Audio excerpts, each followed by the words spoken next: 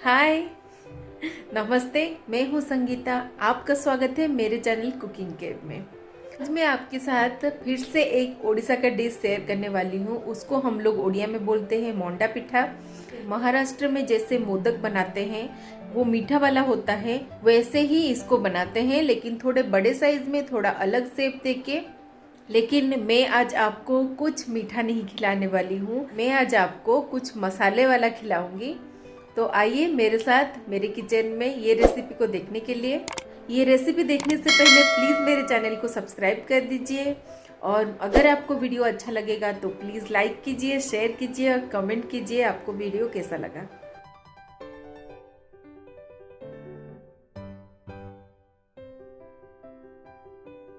इसको बनाने के लिए पहले हम मसाला बनाएंगे इसका। तो इसके लिए मैं पहले तेल ले रही हूँ। तेल में यहाँ पे स्लाइस किया हुआ प्याज और मिर्ची को ले रही हूँ। इसको अच्छे से भून लेंगे, ज़्यादा ब्राउन नहीं करेंगे। थोड़ा सा ब्राउन हो जाए तो इसमें अदरक लहसुन का पेस्ट डालेंगे। तो अब इसको भून लेंगे अच्छे से। थोड़ा सा मैं पानी डाली हूँ ताकि लग ना जाए कढ़ाई में। अभी मैं उसमें टमाटर डाल रही हूँ।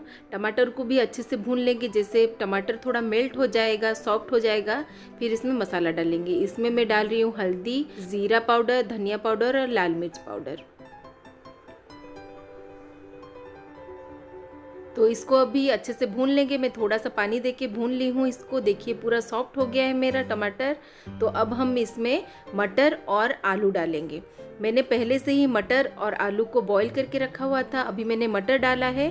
मटर का अभी देखिए पानी थोड़ा सा बचा हुआ है। अभी मैं इसमें नमक डाल रही हूँ।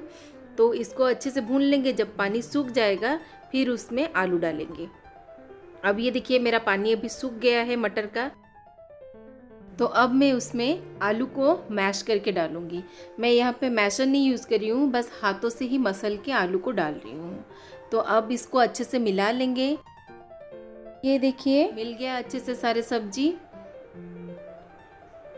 इसमें मैं अभी गरम मसाला डाल रही हूँ। थोड़ा सा गरम मसाला डालेंगे और अच्छे से मिला लेंगे। गरम मसाले डालने से बहुत अच्छा खुशबू आता है। अभी ये हमारा मसाला रेडी हो गया, स्टफिंग रेडी हो गया है। तो अभी हम इसका डो बनाएंगे। तो डो के लिए पहले मैं क्या कर रही हूँ, एक पैन में पानी ले रही हूँ। पानी में नमक डाल रही हूँ।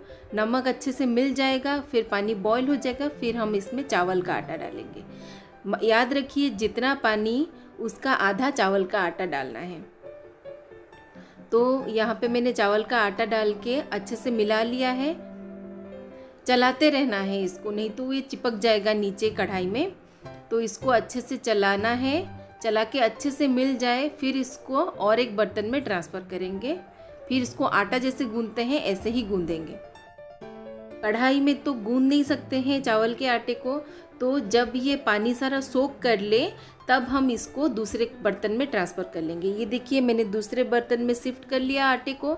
अभी मैं अच्छे से गूंद रही हूँ। और गूंदने से पहले हाथ को गीला करना है पानी से, फिर गूंथना है। और बीच बीच में फिर से गीला करना है, फिर से गूंथना है।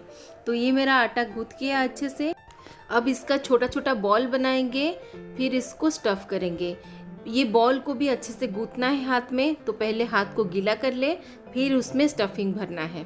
ऐसे ही फ्लैट करना है इस डो को, फिर उसमें स्टफिंग भरना है। तो इसको जैसे मोमोज में जैसे स्टफिंग भरते हैं ऐसे ही भरना है, और फिर इसको बंद करना है। ये मैदा तो नहीं है, ये चावल का आटा है, तो ये टूट सकता है। तो इसको थोड़ा आराम से धीरे धीरे इसको बंद करना है, जैसे ये टूटे नहीं, कहीं से क्रैक ना हो। नहीं तो जब हम इसको स्टीम करेंगे तो ये बीच में क्रैक हो जाएगा, फिर बर्तन में चिपक जाएगा। तो ये हमारा एक रेडी हो गया है। तो ऐसे ही हम लोग बाकी सब भी रेडी कर लेंगे। ये मैंने राउंड शेप में किया है, और एक हम लोग ऐसे लंबा वाला बोट शेप में करेंगे। तो ये मैंने स्टफिंग को भर दिया है। अभी हम लोग बोट शेप में इसको बंद कर लेंगे।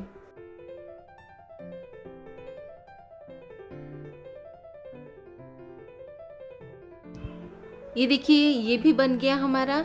तो अब ऐसे ही बाकी सारे मोंडा पिठा को भी रेडी कर लेंगे।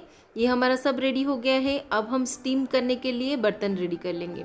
मेरे पास तो स्टीमर नहीं है, तो मेरे पास इस टाइप का एक छन्नी टाइप का बर्तन था। तो इसमें मैं क्या करी हूँ, तेल थोड़ा ब्रश कर ली, अच्छे से तेल लगा दी। फिर एक बड़ा सा बर्तन में पानी भर के बॉईल करने के लिए छोड़ दी। फिर इस बर्तन के ऊपर सारे मोंडा पिठा को रख के स्टीम करने के लिए 15 मिनट के लिए हम छोड़ देंगे। अब इसको हम ढक लेंगे अच्छे से। ये देखिए हमारा सारा मोंडा पिठा रेडी हो गया है। अभी इसको एंजॉय करेंगे। आप भी घर पे बनाइए और मुझे कमेंट करके बताइए आपको ये वीडियो कैसा लगा।